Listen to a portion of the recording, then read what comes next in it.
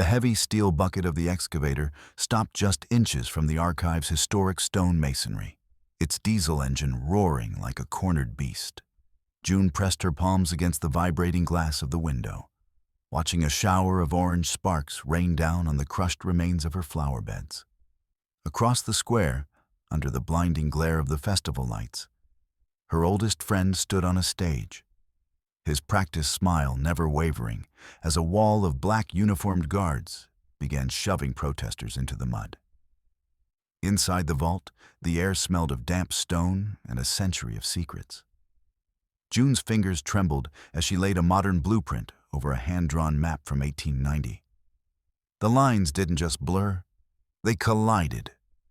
As the first rhythmic thud of a police baton echoed through the glass, she stared at a signature she had known her entire life. But the slant of the ink was wrong, a fresh forgery on a document that shouldn't exist. She realized then that the New Horizon wasn't a promise of prosperity, but a burial shroud being draped over the town while the music still played.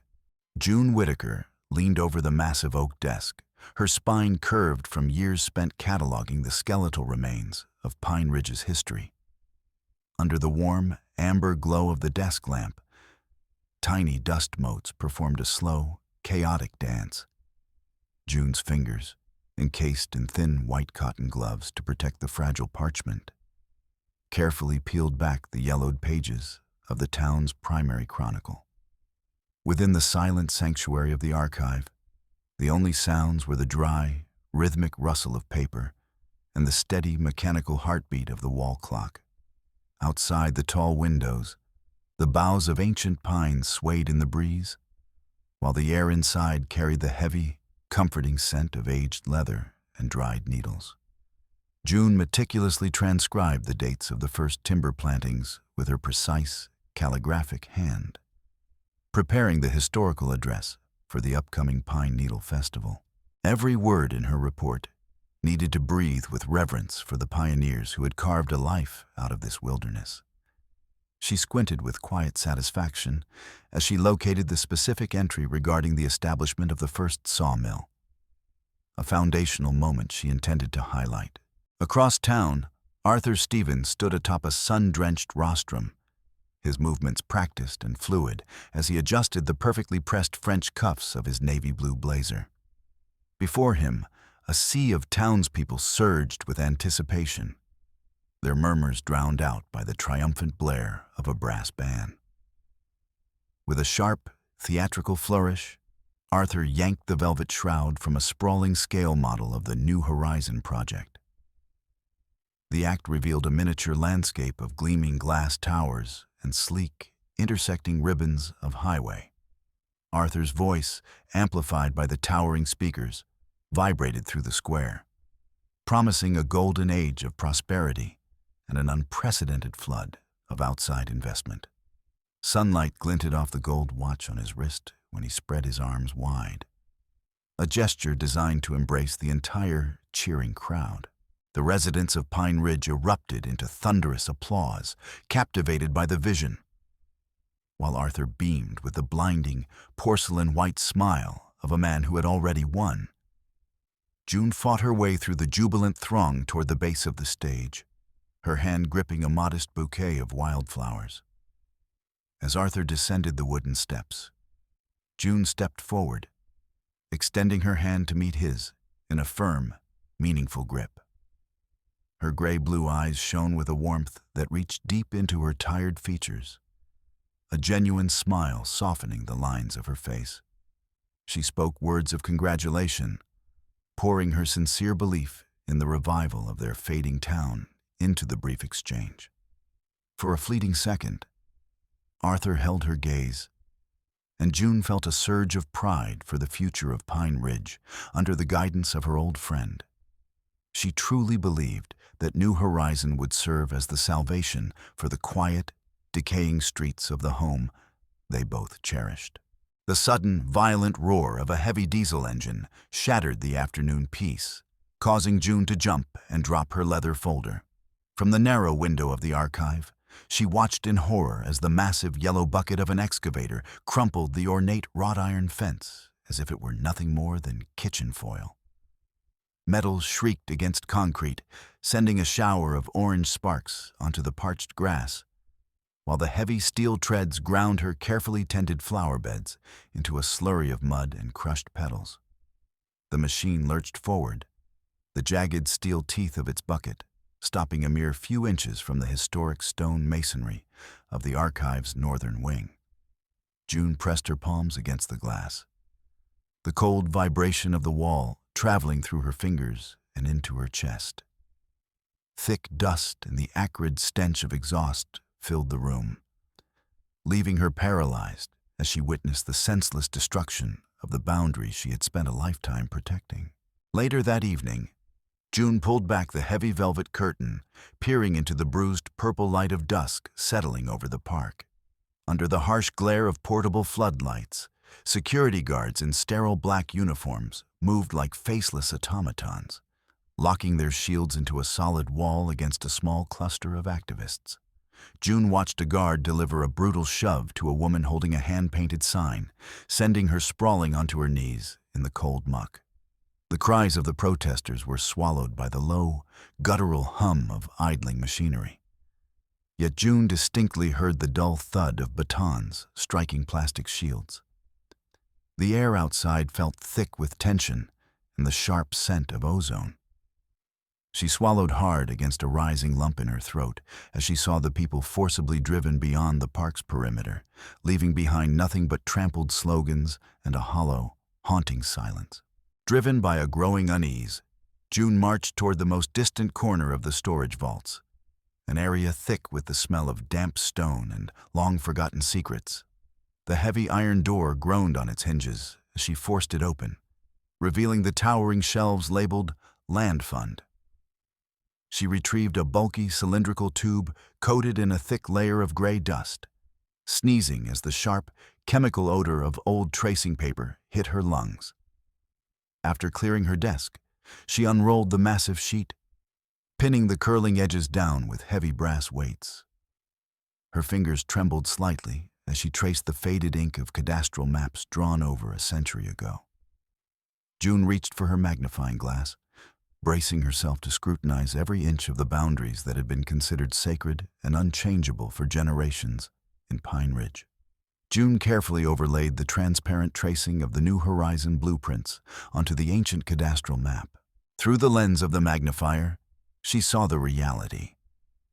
The aggressive red lines of the proposed development slashed directly through the heart of protected wilderness zones. Her breathing grew shallow and ragged as she realized the massive residential complex was slated to sit exactly where the historic park was supposed to remain untouched. The outlines of the buildings in Arthur's plans intruded brazenly into private holdings that, according to the records beneath her hands, had never been legally sold or transferred. Her heart hammered against her ribs as she cross-referenced the coordinates and figures. There was no room for error. The paper revealed a systematic land grab disguised as urban renewal. With a growing sense of dread, June began tearing through a thick folder containing the New Horizon environmental impact reports. Her eyes locked onto the final page, which bore the sprawling signatures of several renowned professors. She reached into a separate file to pull a personal letter from one of those very experts, written 5 years prior. Comparing the loops of the letters through her glass, she identified a crude imitation. The slant of the script and the pressure of the pen were fundamentally wrong. A cold sweat broke out on her forehead as she discovered 3 more forgeries within the soil safety assessments. June sat back, the realization hitting her like a physical blow. The ironclad guarantees Arthur Stevens had used to pacify the town were nothing but sophisticated lies printed on official stationery. June threw open the heavy oak doors to the mayor's office, bypassing the startled secretary without a word.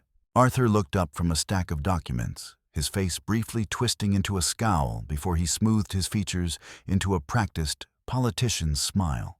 June slammed the archival maps and the forged reports onto the polished mahogany desk with a resounding thud.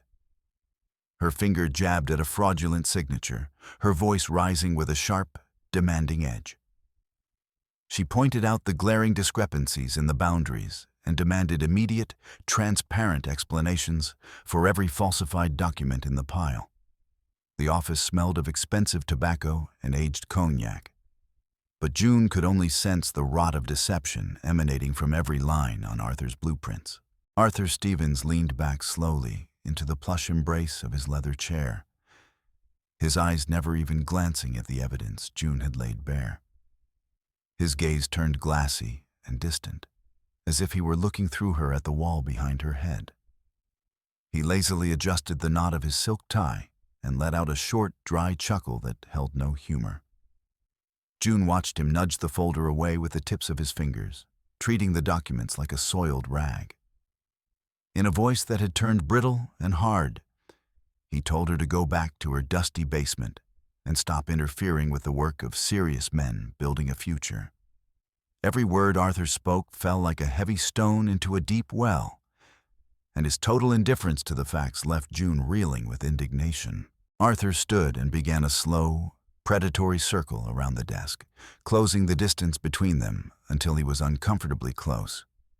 His voice dropped to a low, intimate whisper that carried the unmistakable ring of cold steel.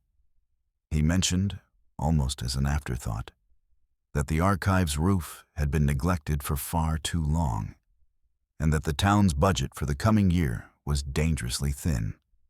June saw the sharp, calculating glint in his eyes as he spoke about the necessity of optimizing the municipal staff. He rested a heavy hand on her shoulder, his fingers squeezing just a fraction harder than a friendly gesture required. It was a clear, calculated warning. June needed to remain silent if she wanted to keep her job and her precious archive intact. June walked through the dark, echoing corridors of the archive, where the shadows seemed longer and more oppressive than they had ever been. She sank into her old wooden chair, which let out a long, mournful creak under her weight. Memories of her decades-long friendship with Arthur Stevens flickered through her mind. Shared holidays, solemn promises to protect the town, and hollow toasts to the preservation of history. She realized now that every kind word Arthur had ever offered was merely a tool used to lull her into a false sense of security. Her gaze fell on a framed photograph of them together in younger, simpler days, and the betrayal felt like a jagged blade in her chest. Determined to find the truth, June descended into the basement storage of the tax office, where the air was thick with the smell of wet concrete and stagnant mold. She yanked a heavy file of bank statements belonging to the Stevens family from the bottom drawer of a rusted iron safe. Her eyes widened as she scanned the long columns of figures, many of them marked with the bold red stamp of "paid in full." Massive sums, totaling hundreds of thousands of dollars, had been cleared by wire transfers from Horizon Construction just 1 week before the public tender had been announced. She pressed the cold paper against her chest, feeling a slick trail of sweat run down her spine. The true price of Arthur's loyalty was now documented in the sterile, uncompromising codes of a bank ledger. June hurried to the sawmill, where a thick curtain of sawdust hung in the air and the shrill scream of circular saws made her ears ring. Thomas was wiping his grease-stained hands on a filthy rag when June slapped the incriminating documents onto his workbench. She pointed to Arthur's signatures and the developer's seals, her voice straining to be heard over the deafening roar of the machinery. She expected Thomas to grab his axe, to roar with the same righteous fury she felt, and to stand with her against the corruption. She searched the face of her oldest ally, looking for the familiar spark of indignation. But instead, she found only a strange, heavy weariness that seemed to pull at his features. Thomas slowly picked up the papers, and June watched as his thick, calloused fingers crumpled the edges of the evidence. Instead of erupting in anger, he calmly pulled open a heavy desk drawer and swept all of June's proof inside. He then reached into the pocket of his blue work jacket and produced a signed contract bearing the New Horizon stamp for the supply of 5,000 cubic meters of pine. June recoiled as Thomas stated flatly that his men needed their wages, and the mill required a new roof to stay operational. She watched him turn toward the window, refusing to meet her eyes, and she realized the devastating truth. Thomas's conscience had been bought and paid for long before the first excavator had even touched the soil. June returned to the archive at an hour when the moon had vanished behind a thick bank of clouds, leaving the street submerged in a viscous, ink-black darkness. She froze at the sight of the massive oak front door hanging uselessly from a single hinge, while the sound of splintering wood echoed from within. She heard coarse, muffled laughter and the heavy thud of boots on the parquet floor, punctuated by the crashing of overturned shelves. A sharp, stinging odor of gasoline began to drift through the air. June pressed herself into the deep shadows of a stone column, watching the beams of powerful flashlights sweep frantically across the interior windows. Her heart missed a beat when something glass shattered violently, followed by a triumphant shout from the vandals inside. Peering through the jagged gap in the doorway, June saw two large men in black balaclavas systematically drenching the rows of priceless cadastral maps with a yellowish liquid. One of the raiders kicked a box of historical records, sending the papers skittering across the fuel-soaked floor. She saw the dull glint of an axe blade in the second man's hand as he smashed through the filing cabinets in a desperate search for the folder containing the Stevens bank records.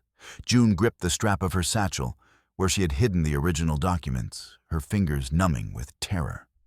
The flick of a lighter sparked in the darkness, and June realized that within seconds, the recorded history of Pine Ridge would be reduced to a pillar of black smoke and ash.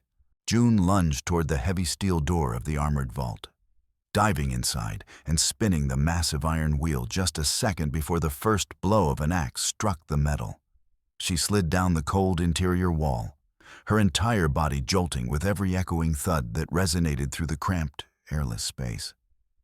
From the other side of the door came muffled curses and the rhythmic screech of steel biting into the reinforced plating. She pulled her satchel tight against her stomach, inhaling the scent of old parchment and sealing wax, which felt like the only safety left in the world. Through the thick layers of metal, she heard the roar of flames beginning to lick at the archive walls. But the vault door held firm against the frantic, invisible assault. When the gray sky finally began to pale with the coming dawn, June stepped out onto the archive's porch, the air thick with a choking, oily smoke from the smoldering ruins. A wall of young men in heavy work jackets stood waiting for her, led by Thomas's foreman, who was idly tapping a heavy iron tire iron against his palm. June saw their bloodshot eyes and the tight, aggressive sets of their jaws. The foreman took a step forward, spitting a thick glob of phlegm onto the steps at her feet. June felt the biting morning chill seep into her bones as the crowd slowly began to circle her. The faces of these men, people she had known since they were children, were now distorted by a raw, unbridled hatred, as if she were the sole obstacle to their survival.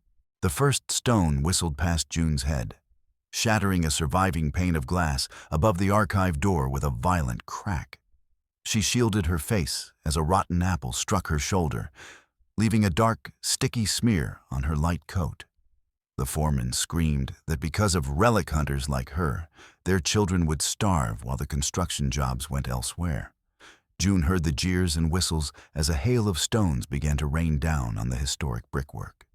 She tried to speak, to explain the theft occurring under their noses, but her voice was drowned out by the collective roar of their fury. In the eyes of the youth, she saw a terrifying, blind certainty in their own righteousness, a conviction manufactured out of desperation and the lies they had been fed. Later that morning, Arthur Stevens stood in the center of the town square, flanked by television cameras and a growing crowd of onlookers. With a sharp gesture, he summoned June to stand beside him. With a display of mock regret, he pulled a sheet of official stationery from his briefcase and began reading into a microphone so his voice would carry across the entire plaza. June heard the cold recital of her father's unpaid debts from 40 years ago, along with the accrued interest that now far exceeded the value of her family home. Arthur handed her a formal notice of foreclosure, his gloved fingers barely brushing her trembling hand. She saw the flicker of triumph in his eyes, while the crowd grumbled their approval, satisfied by the public humiliation of the woman who dared stand in the way of progress, desperate for help. June pushed open the heavy door of the police station, hoping to find some vestige of order in Sheriff Miller. The sheriff didn't even bother to look up from his crossword puzzle as she began to describe the midnight attack and the blatant threats. She placed a jagged stone fragment and a charred sliver of wood onto the counter, but Miller merely let out a long yawn and pushed the evidence aside. His voice was flat and dismissive as he informed her that there were no working cameras in that district and that several witnesses had already claimed she had started the fire herself through gross negligence with a kerosene lamp. June watched in stunned silence as he pointedly dropped her written statement into the trash can without hiding his crooked, mocking grin. June walked down the main street, her fingers white as she clutched the remnants of her documents. Mrs. Green, a woman who had once greeted June with homemade cookies every Saturday, saw her approaching and violently slammed her heavy wooden shutters closed. The local baker, catching sight of her through his window, pointedly flipped the sign on his door to "closed" and retreated into the back of his shop. June saw a group of neighbors on the opposite sidewalk fall silent, their eyes following her with cold, hostile stares. Her shoulders slumped as the realization took hold. In a single night, she had become a pariah in the very town whose soul she had spent her life preserving. The streets of Pine Ridge felt alien and frozen beneath her feet. June turned the key in the lock of her front door and stepped into the suffocating silence of her hallway, where the air smelled of dust and dried lavender. She sank onto the floor without taking off her coat, pulling her knees to her chest. In the houses across the street, not a single friendly light flickered, and the telephone on her side table sat mute, its cord severed from the world. She watched the shadows of the pines crawl across her walls and felt the silence of the house pressing against her eardrums. Arthur, Thomas, and even the sheriff had constructed a vacuum around her, leaving no room for the truth to breathe. June closed her eyes, listening to the wind howl in the chimney, fully grasping the weight of her total and absolute isolation. The following morning, June stopped dead in front of the archive entrance. A bright red ribbon bearing the mayor's seal had been taped crosswise over the massive oak doors. The fresh adhesive still glistened in the sun, and heavy wax seals bit into the wood like a mark of shame. At eye level, a sterile, plastic-covered notice informed the public of the building's immediate closure due to critical structural failure of the load-bearing walls. June touched the rough paper, and a fine dusting of lime mortar fell from the cornice onto her coat. The silence surrounding the building felt predatory, and the locked doors signaled that her life's work had been transformed into an inaccessible tomb. June raced up the steep, narrow stairs to the apartment of the sawmill's head accountant. But the door was ajar, creaking rhythmically in the draft. Inside, she found a scene of frantic departure. Overturned hangers littered the floor, empty shoeboxes were scattered across the rug, and a blizzard of old receipts covered the furniture. The refrigerator stood wide open, the smell of sour, spilled milk filling the small space. On the kitchen table, June noticed an overturned mug of coffee, a dark, dry ring already hardened around the spill. There were no notes, no forwarding addresses. Only a wide-open window through which she could hear the distant, indifferent hum of the town that had swallowed the only witness she had left. As June walked toward the center of town, the sound of her footsteps was suddenly drowned out by the low, predatory growl of a powerful engine. A black SUV with windows tinted to an impenetrable sheen crawled slowly along the curb, maintaining a constant, menacing distance of 5 yards. When she tried to turn into the alleyway leading to the offices of the Pine Ridge Gazette, the vehicle surged forward, blocking her path and bathing her in a cloud of foul-smelling exhaust. She saw her own pale, frightened reflection in the polished paint of the fender and the dark outlines of guards sitting inside the cabin. No matter which way she turned, the heavy hood of the SUV was there, silently herding her away from the public eye. June slipped through a dense thicket of juniper on the edge of the town common, where the air was already thick with the smoke from massive barbecue pits. The smell of searing meat and sweet marinade cloyed at her throat, clashing with the natural scent of the pines, while the upbeat chords of a country band echoed from the stage. She pulled her old canvas raincoat tighter around her, hiding the sharp edges of the document folder beneath the fabric. The mud of the unpaved lot sucked at her boots as she skirted the illuminated areas, clinging to the deep shadows of the overhanging trees. She saw the radiant, untroubled faces of her neighbors clutching plastic cups, and she felt like a ghost haunting a feast paid for by the destruction of their own heritage.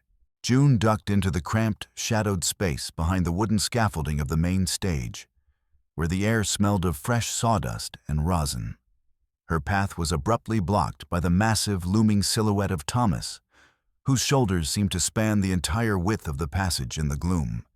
He braced his hands against the support beams, creating an immovable human barrier inches from her face. June could feel the heat radiating from his body and heard his breath coming in heavy, jagged rattles. He didn't move, his shadow completely swallowing her. While behind him, the crowd let out a roar of anticipation for the ceremony to begin. She was trapped between the raw physical power of her oldest friend and the collective will of the town, Thomas lunged forward, his hands clamping onto June's shoulders and digging into the heavy fabric of her coat. She felt her teeth rattle as he began to shake her violently, her head snapping back as the folder hidden beneath her raincoat nearly slid to the ground. He screamed directly into her face, his voice a hoarse, desperate rasp, demanding that she stop fighting a war she couldn't win and just hand over the papers. Flecks of spit hit her cheek, and his eyes were clouded with a dark, primal rage she had never seen before.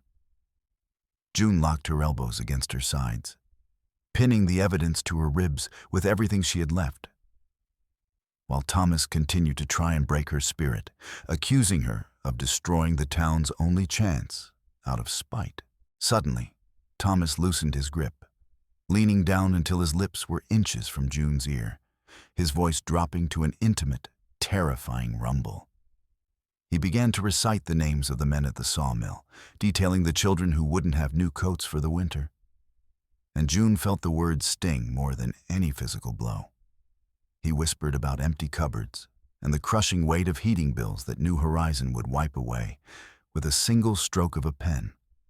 She saw him press a hand to his heart in a grotesque display of sincerity, insisting that her truth was nothing but dry dust that couldn't feed a single hungry mouth. The oily lie began to coat her thoughts, making her doubt her own resolve under the suffocating pressure of his manufactured guilt. A thunderous, rhythmic chant erupted from the square, the sheer volume of it making the wooden planks beneath June's feet vibrate. Thousands of voices were calling for Arthur Stevens, their demand sounding more like a military command than a cheer. She heard the crowd screaming slogans for the immediate clearing of the old park, as if the trees themselves were the cause of their poverty. The synchronized clapping of hundreds of hands beat against her eardrums, creating a sense of mass hysteria that felt like a physical weight.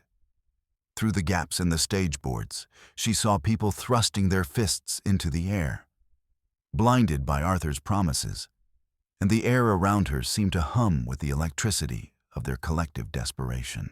Arthur Stevens appeared soundlessly from the shadows behind the curtain, his hand encased in a supple black leather glove.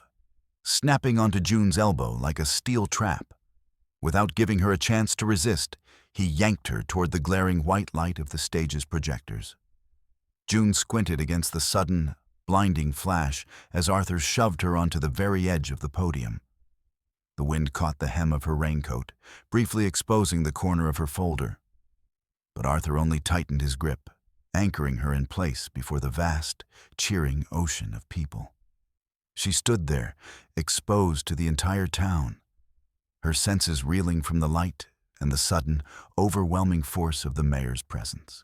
Arthur made a grand, sweeping gesture for silence. And when he brought the microphone to his lips, his voice was smooth and resonant. He introduced June as the very conscience of Pine Ridge, the guardian of their history, whose word was beyond reproach. June listened in horror as he wove an elaborate lie, claiming she had spent the last several nights in the archive, personally verifying the integrity of every signature and contract in the New Horizon project. He draped a heavy arm over her shoulders, a public display of solidarity that felt like a death sentence. She saw people in the front rows nodding eagerly, accepting Arthur's deception as truth because it was being sanctioned by her silent, forced presence. June stood on the precipice of the stage, the heat of the spotlights burning everything from her vision except for the thousands of eyes fixed upon her.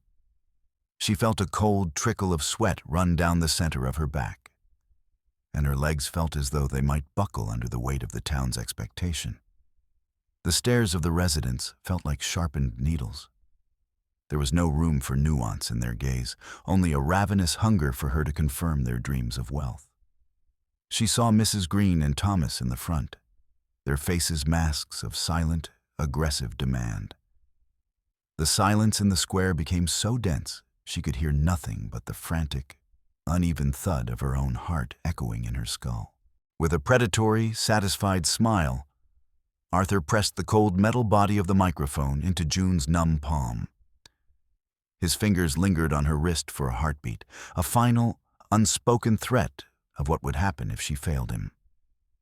June smelled the sharp, expensive scent of his cologne and heard the faint, expectant hiss of the speakers waiting for her to speak.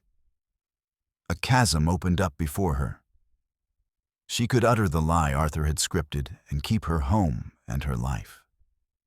Or she could pull out the folder and become a permanent enemy to everyone currently watching her. June opened her mouth, her throat dry and tight as she prepared to make the final choice. June took a sharp, deliberate step back, and Arthur's leather-clad hand grasped only the empty air. Instead of the rehearsed praise he expected, she brought the microphone to her lips, and a dry, rasping list of numbers began to echo across the square. She recited long strings of offshore account identifiers, all registered in the Cayman Islands under the name of Arthur's wife. Her voice shook with a cold intensity as she called out the dates and the exact amounts of the transfers, each one perfectly synchronized with the approval phases of the New Horizon project. The crowd fell into a stunned, deathly silence. The only sound the rustle of the papers in her hand as she laid bare the shameful reality of the town's leadership. Arthur's face contorted into a mask of pure rage as he lunged for the microphone, his fingers clawing at the metal to silence her. June dodged his grasp, her shoulders slamming into a heavy light stand. But she didn't stop shouting into the mesh of the device.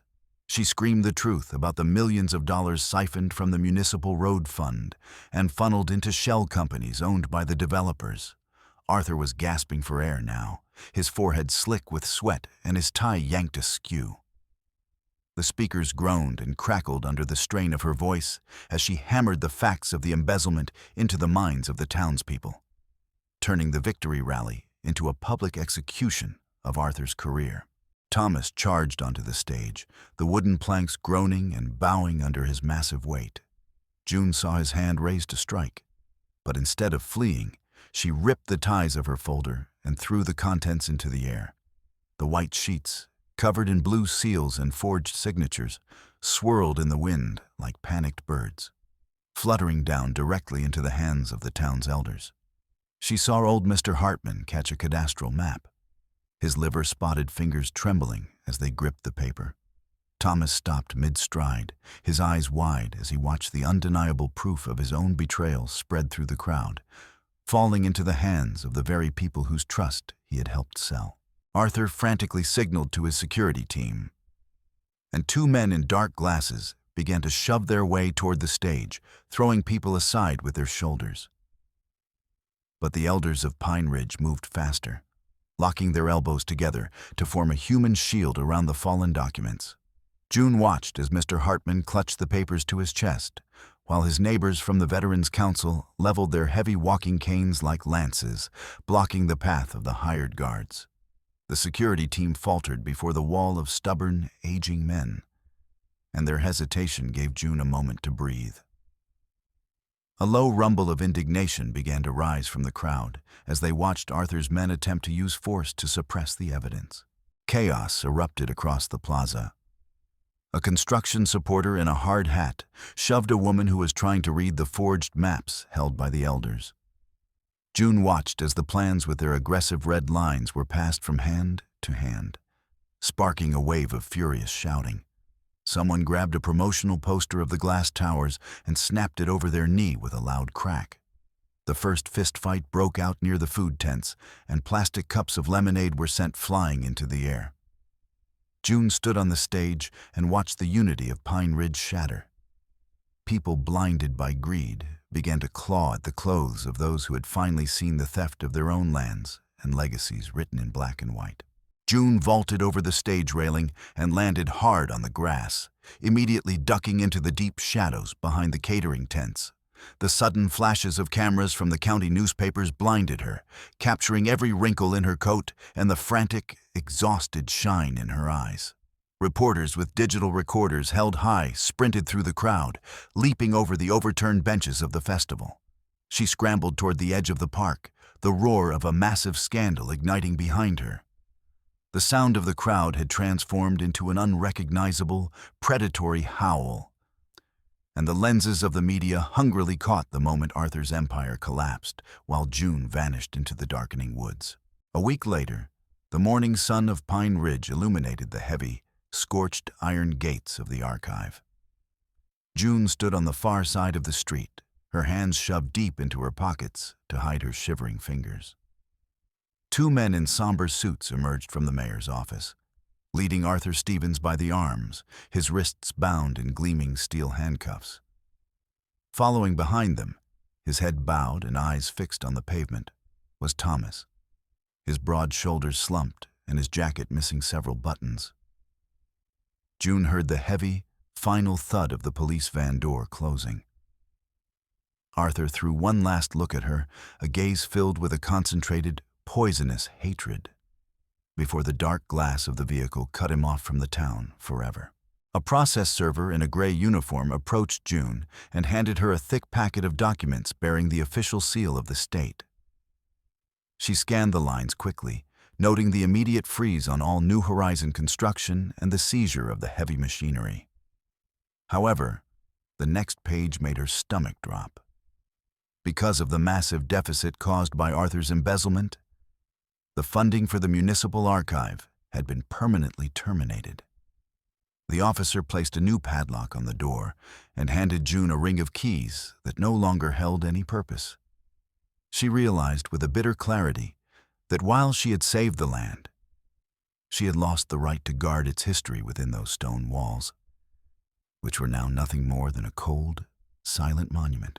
June walked down the main street, where tattered remnants of festival ribbons still hung from the lampposts. But the air felt heavy with a newfound bitterness. Mr. Polak, whose son had been promised a foreman's job on the site, followed her with a hard, unblinking stare, spitting on the sidewalk as she passed. The women gathered outside the grocery store fell silent as she approached, crossing their arms over their chests in a defensive, accusing gesture.